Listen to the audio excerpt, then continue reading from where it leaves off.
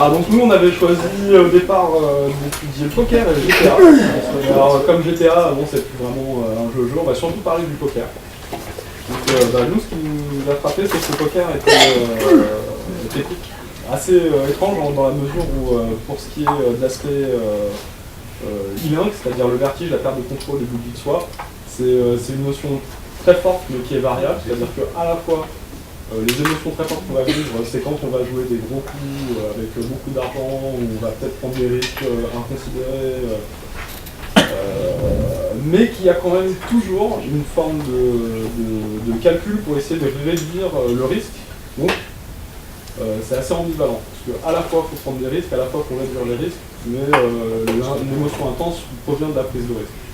Donc sachant qu'ensuite il y a aussi le côté aléatoire qui est très fort, mais du côté distribution des cartes, on ne sait jamais exactement ce que le joueur adverse a, mais en revanche, on peut se baser très fortement sur des probabilités pour pouvoir comprendre quelle chance on a nous d'avoir un jeu plus fort que le jeu de l'adversaire. Donc c'est pareil, on peut avoir un aléatoire très fort dans la mise en place du jeu, mais par contre après, dans la procédure, les joueurs sont obligés de mettre des stratégies où l'aléatoire prend beaucoup moins de part dans le jeu. Ensuite, où la compétence du joueur va tendre à réduire l'aléatoire. Voilà, la compétence du joueur est mise à rude épreuve, aussi donc il y a un agon très fort, très fort, parce que c'est un vrai jeu de compétition entre un joueur et 4 autres. En général, c'est un jeu qui se joue à 5. Donc c'est vraiment l'aspect le plus important du jeu, c'est le côté agon, la compétition, le fait de mettre son talent de bluff, son talent de calcul des probabilités, son talent de prévision sur comment va jouer son adversaire ou comment il va percevoir la menace et risque de répondre pour des fois le pousser à jouer plus d'argent ou à prendre plus de risques.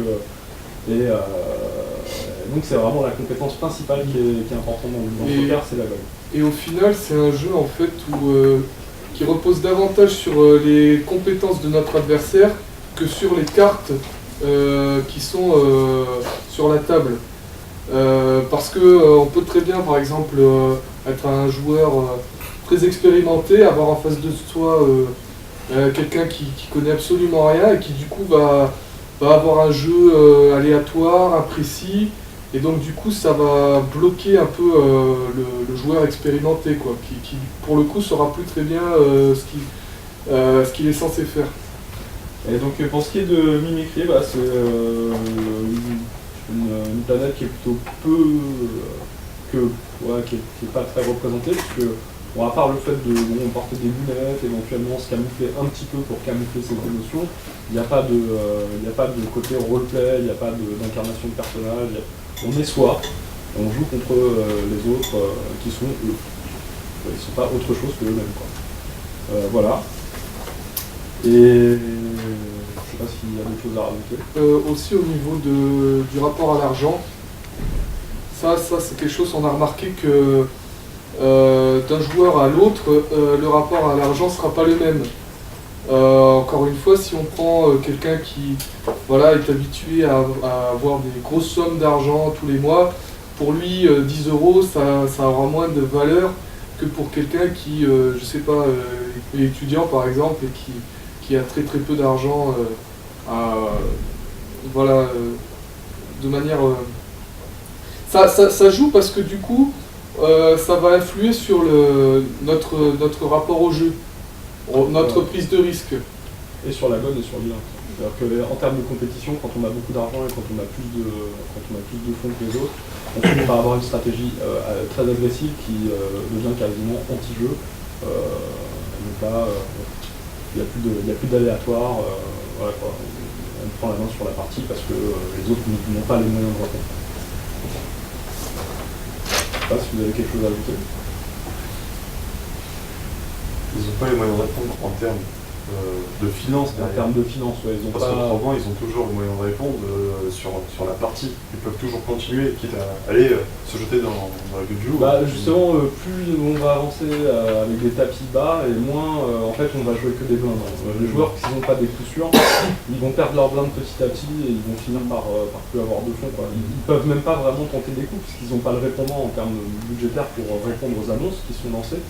C'est-à-dire qu'ils vont pouvoir suivre sur les 3 premières cartes, peut-être un peu sur le turn, mais après ils vont pas aller jusqu'à la river parce qu'ils n'auront pas les moyens. Donc pour eux, en plus, du coup, il y a un côté aléatoire qui est beaucoup plus grand parce qu'ils sont même pas sûrs d'aller jusqu'au bout du tirage.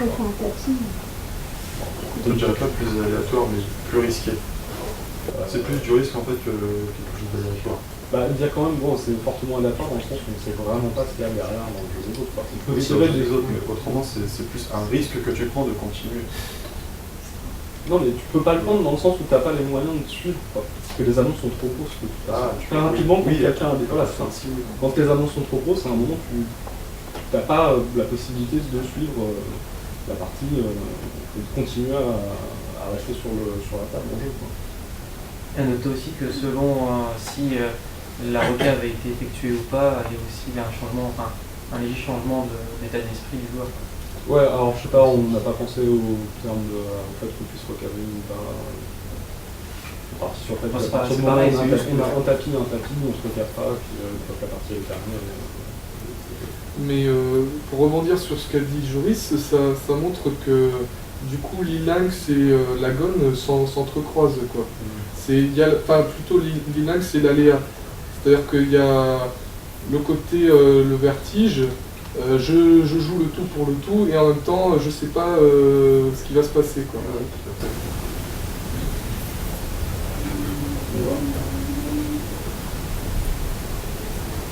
Bon, sinon GTA, je ne compte pas.